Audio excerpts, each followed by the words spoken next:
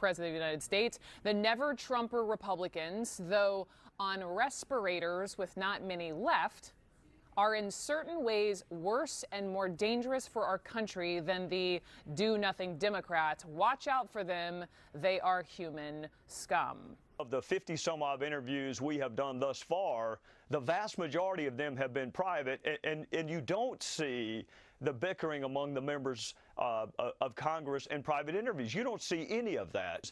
I mean, look at the other investigations that are being done right now. The Lois Lerner investigation that was just announced, was that public or private?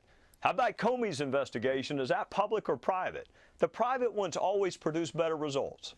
That the process you're engaging in regarding the attempted impeachment of President Trump is out of bounds. It's inconsistent with due process as we know it. It's a Star Chamber type inquiry, and it's a substantial deviation from what the House has done in the past regarding impeachment. So they've created a new process that I think is very dangerous for the country. Instead of the judiciary looking at a potential impeachable offense, they've created a process in the Intel Committee that's behind closed doors, doesn't provide access to the president's accuser, shuts Republicans out for all practical purposes, and is a unworthy substitute for the way you need to do it, is at its core un-American. Investigating the investigators has been called a shiny object.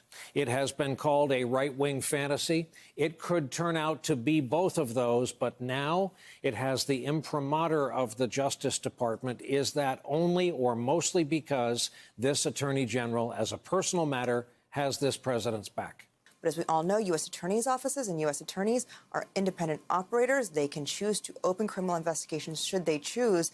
And it seems that John Durham, the U.S. attorney leading this review, decided that he found something that didn't look good, and it was enough for him to open a criminal investigation. Several Republican lawmakers tried to slow down the proceedings by storming the committee room. Democrats are now seeking to sanction them for breaking House rules. And Wednesday's key witness, a top Pentagon official on Ukraine, did eventually complete her testimony. There's something. I'm Barry Gordon. And I'm Andre Coleman. This is NewsRap, live at 5. Good to be back.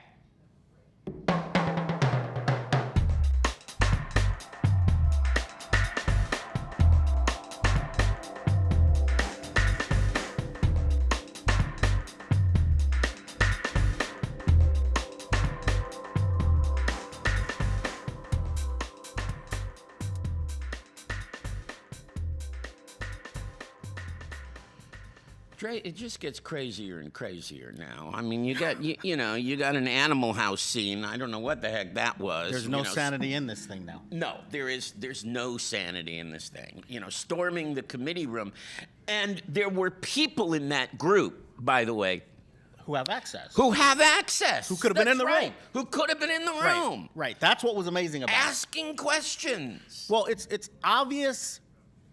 I'll make this point, then I want to ask you a question. All right. It's obvious that now the defense is we cannot claim he's innocent.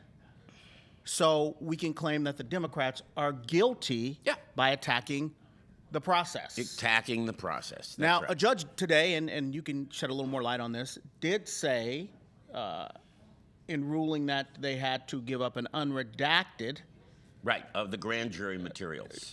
Grand jury in materials. the Mueller report. Now we're back to Mueller. Did say that the inquiry is legal.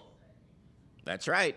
So a judge has now ruled it's legal. Now, that doesn't mean that they're going to immediately get these documents on October 30th. And they'll appeal. And they'll try to get this in front of Gorsuch and Kavanaugh somehow, because that's their only chance. I think now they're just hoping to get one in front of Gorsuch and Kavanaugh. All of them are not going to go in front of them. I think they're hoping to get one. And I still say, watch Roberts. He's an institutionalist. Watch Roberts. Well, he's conservative, but he is not in Trump's pocket. And I agree. And he could upset the whole apple cart with a 5-4. He could. The other thing to consider about Roberts is if we go to trial, Roberts presides over the trial. That's right. So there are some things there. But backing it up, and this just struck me when we were watching that open package. I know we didn't get it. We usually do some pre-show stuff, and this week both of our schedules kind of didn't allow that. Right. So I know this is going to catch you off guard. Oh, you never. Am I ever caught off guard, people? Right. Okay. Why am I seeing Lindsey Graham up there doing the little, this is so illegal, why isn't Mitch McConnell doing it? Well, first of all, Mitch McConnell, as much as I can't stand him, is not in Trump's pocket. And he seems to be moving away, not necessarily moving away. Well, we don't know. But he doesn't seem to be in the grasp of... We don't know. And there were 9 senators. Remember what I've been saying. Right. I've been saying the numbers. You don't need the 2/3. True, you need the 2/3 to remove him, but you don't need the 2/3 to destroy him. Right. If a majority of the U.S. Senate voted to remove Donald Trump, that is a stain that he could not survive. Or the party. That's never happened. Well, it hasn't happened since Andrew Johnson. So, it did not happen with Clinton. No. So if a majority does that, that's what you're looking for. What does it take for a majority? It takes, let me see if I've got my count right, it takes, I think, 4 senators. Yep. To move. For 9 Republican have refused to sign that Lindsey Graham resolution saying, condemning the process. They are trying to keep their powder dry. Yeah. They are trying to keep out of it and watch what happens. And you also have people beginning to make small statements like, there are some problems here. Like John Thune, who is the number 2 person. Exactly. So I'm not so sure, and I've seen some Republican senators say this on the air, some former Republican supporters, Scaramucci, other people say, his support may not be as sewed up as you think among the senators. Mm-hmm. And I've been saying that all along, by the way. I see definite cracks in the GOP senators. Right. And even this argument that, hey, we want to vote, they probably don't want to vote. They will probably want it to stay right here so they can keep making the claim that it's a secret star chamber meeting type system, which is amazing because I've never seen a secret star chamber type court where the media is filming the witness walking into the secret location. Not only Come on. that. Not only that. I mean, every decent news commentator says it's not secret. Meaning not on Fox. Although Andrew Napolitano, he's there again, man, saying there's nothing wrong with this process. And he is saying it on Fox. On Fox. I think you got a question up there. We do. That's for when you. will the impeachment happen? How the heck do I know, James?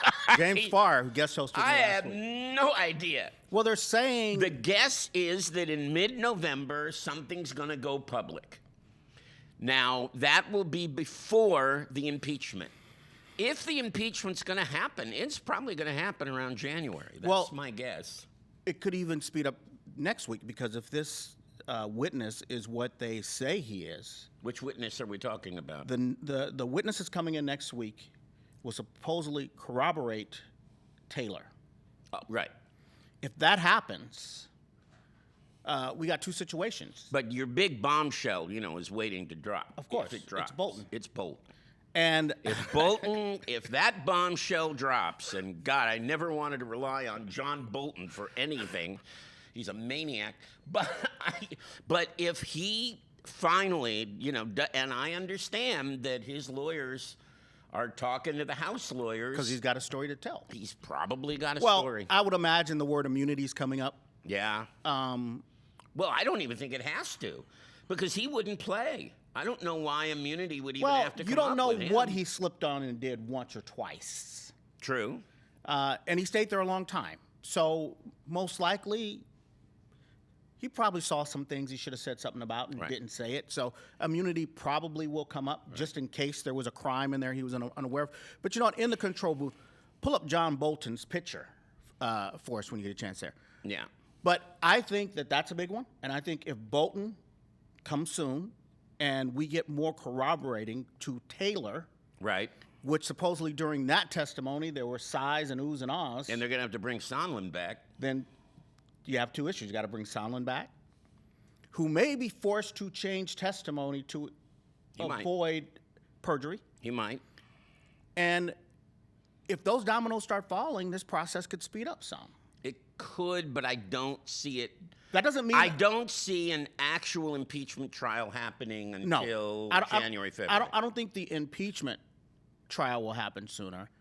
I think that we will get to a point where the Dems have their case wrapped up and they know what the articles are going to look like. That could happen, yeah. Much sooner than later. Supposedly, they're already talking about the articles. I will tell you what I'm a little bit afraid of. I'm a little bit afraid of this investigation of the Justice Department by the Justice Department. And the reason I'm a little bit afraid of that is, first of all, everyone is saying that this guy Durham is credible, that he is, not in anybody's pocket, that he's independent. But like Barr was. And that, like Barr was, it's true, but that he has, because he cannot just start a criminal investigation without any what's called a factual predicate or a factual basis for doing that. Now, of course, the big question is who decides that there is a factual basis. Barr. If he's independent, no. I mean, if the guy is independent, then he's decided that he saw something that didn't seem right. Most likely, I would say, if we're going towards criminality of somebody, they're going to go after Comey. I think it's Strzok and Page, myself. That's the next choice. Peter Strzok and Lisa Page. That's where I think it goes. And McCabe, they're not going after Mueller. No way. Because you notice that nobody is saying the Mueller report is wrong. No. They're saying that it didn't get him. Well, right? They're saying it exonerated him, which is not true. But the idea here is, and I heard this last night, by turning this into a criminal investigation, you then you can subpoena people. You can subpoena people. Right. And I think the idea there is to gum up this process with that process. That's right. And they can then say, well, you can start the argument of which one takes precedent. Yes. So, again, it could just be another way of, okay, we're going to use ours to jack up yours, because this comes right after. Right after they come out and say, well, we looked at Hillary again, and again she's innocent. Yeah. Which everybody kept saying, let's look at her again. Well, the Justice Department went, again, she's innocent. So now we need something else to gum up the works. But the fact we are going back to that Mueller report now, unredacted, means we are not just staying on this phone call, or somehow they've connected these two together. Well, but there's a theory that we should just stay on this phone call. I don't know if there is a theory that says if we muddy the waters, the people will get confused and start to turn away. Unless you can connect the two. Is there something in there? Is there something in there where he asks somebody to do something similar? The most interesting thing that happened this week. You want to know the most interesting thing that happened this week? The two guys, what is it? Igor and Lev, or Les, or whatever his name is, right? The two guys, their attorney. This is the dumbest thing in the world. Go ahead. You know where I'm going. Yeah, and I'm going to tell you why it's the dumbest thing in the world. Claimed two privileges, right? One was attorney-client privilege. Okay. What was the other? Executive privilege. Executive You know why that is the dumbest thing in the world? Why? Do you really want to say these two guys were working for the president? They just did. I know, but is that really what the White House wants? That's the most interesting thing that happened this week. Is that really what the White House wants? This had nothing to do with Donald Trump. Right. Nothing to do with it. It was a separate thing. The two guys were arrested. And now it does. It was Giuliani, and now all of a sudden, what the heck smoking gun is this? So they're the burglars. Because if they're saying that they're claiming executive privilege. They had to be working then directly. The stuff that Giuliani asked them to do Came from the president. was for the president. Right. So they're the White House burglars. Not very They good ones. may, I think they're And the right. break this White down House. for me. If everyone, some of you were too young to understand that. The White House burglars, of course, in Watergate, right? Those were the initial guys Who got busted. Bernard Barker and all of those fun people, and they got busted. Okay, so break this down for me. Okay. You have a son, Yes, I have Jason? two sons. I have Jason? two sons. I didn't know you had two Jason sons. and Colin, sure. Jason and Colin. Yeah. Those are both very respectable names. Yes, they are. I have a daughter, Lauren. Yeah. Very respectable. This guy's parents had 9 months, and they came up with Igor.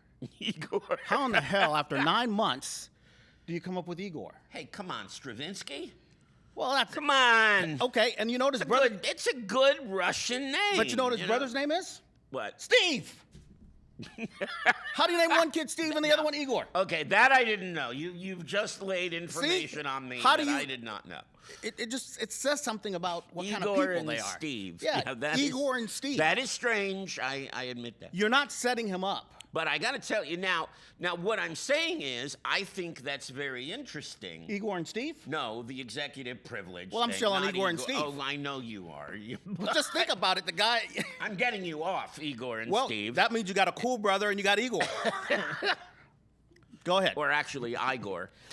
But What hump? for the yeah, right. Okay. Walk this way. Yeah. Anyway, we're doing Young Frankenstein Of jokes course. now. Okay. But the issue now is that certainly I would want to know what's behind that. Of course. But everyone's saying, at least the pundits are saying, don't touch it. Don't touch that because we don't want to muddy the waters.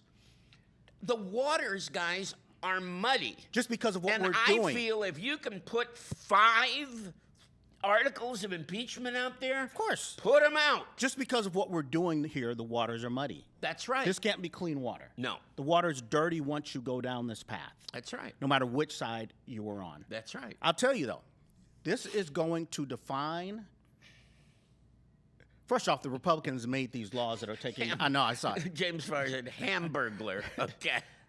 This is going to muddy. That's our new name for Igor? Is that it? Hamburglar? Okay. Igor and Hamburglar. Igor and Hamburglar. Okay. And go ahead. Hamburglar still got the better name. Yeah, right. Go ahead.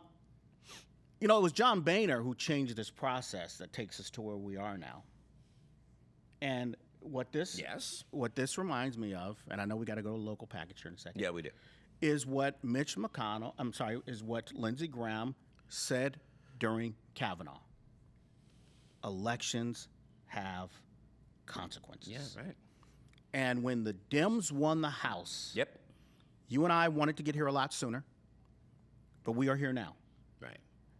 This became something that was inevitable. I know. I still don't understand why Nancy doesn't want to vote. Well, Other than saying, and I understand this, other than saying, the president should not be able to dictate our process, we're going to which get is absolutely true. we're going to get to the vote, and I'm going to tell you why. Yeah. CNN reported yesterday, and I didn't do any more research, and I should have, and I plan on doing it this weekend, that the Senate is now in play.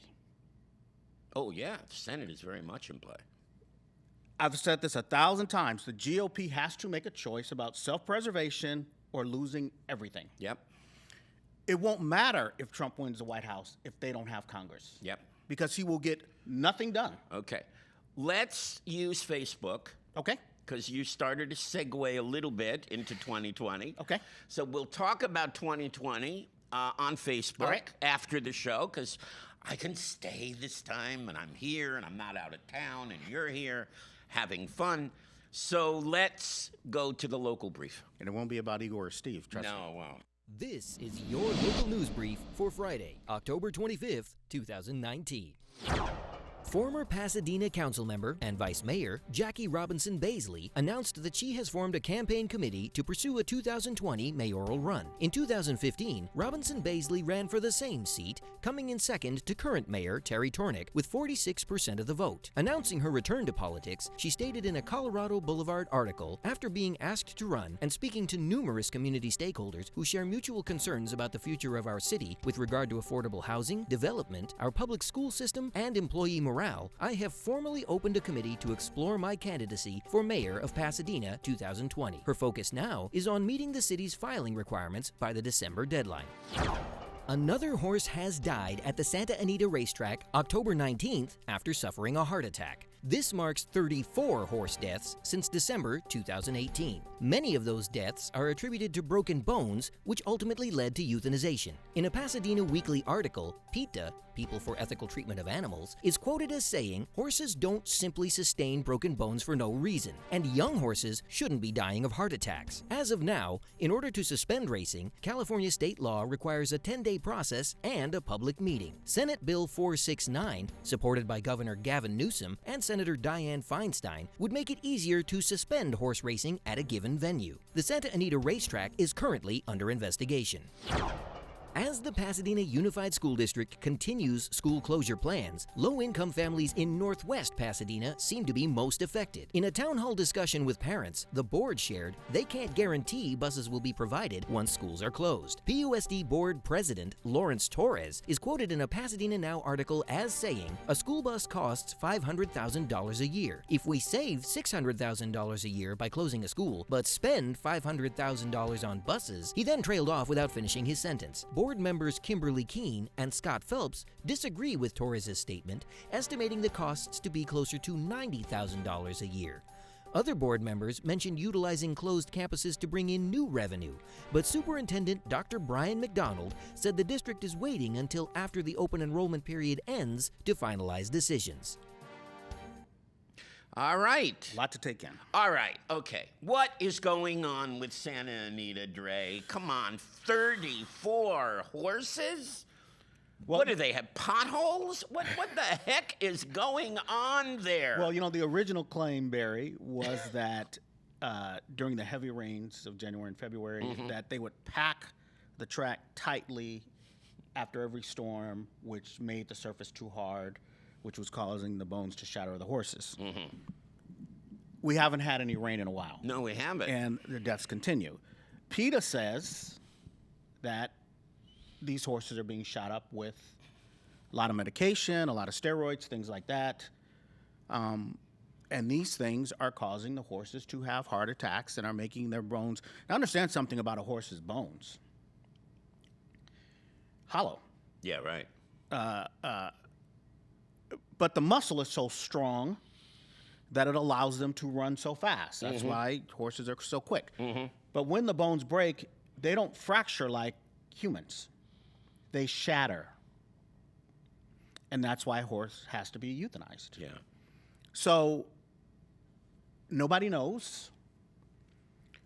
I think Belmont has had 27 deaths this year also. I think, if I had to go with my personal opinion and a guess, I would say that it's probably a drug thing. Yeah. And things that owners, trainers are doing, not singling anybody out or even singling the track out. I think that this is probably an industry-wide issue.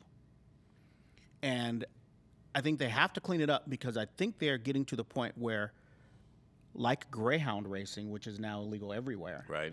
they're getting to a point where the voters could have to make some decisions. And I don't know if they necessarily win. Do we know the statistics at other racetracks and how bad is Santa Anita? The industry does not keep records of deaths during races or how many horses have to be euthanized because of incidents at races. So it kind of leaks out.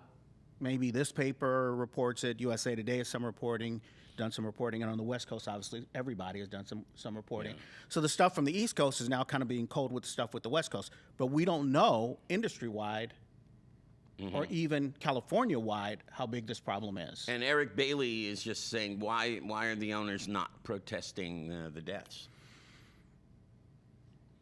Probably because they don't want people looking closer at what the owners and the trainers do.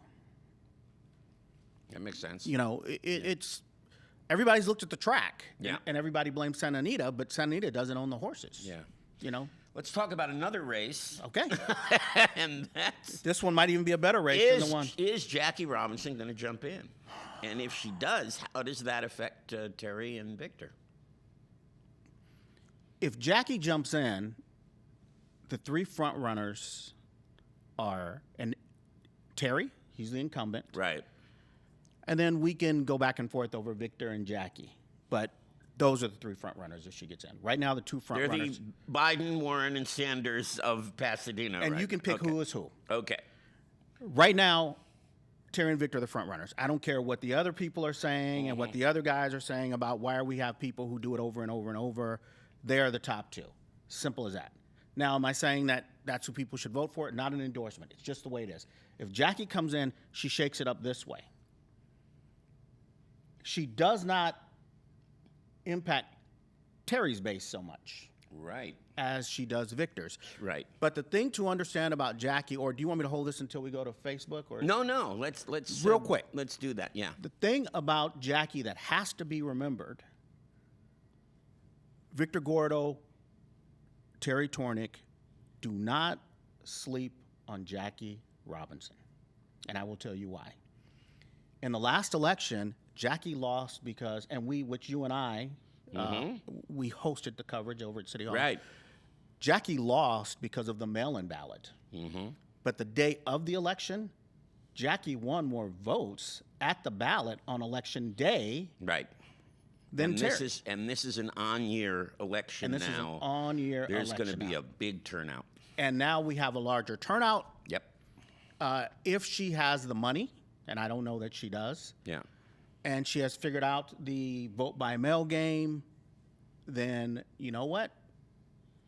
It comes down to who can get into the runoff. And I'll touch on that when we come back. All right. We're going to come right back on Facebook. We'll talk a little bit about this and a lot about the 2020 national election. So, I'm Barry Gordon. And I'm Andre Coleman. And this is NewsRap, live at 5. Stay with us. We're going to Studio B. Studio B.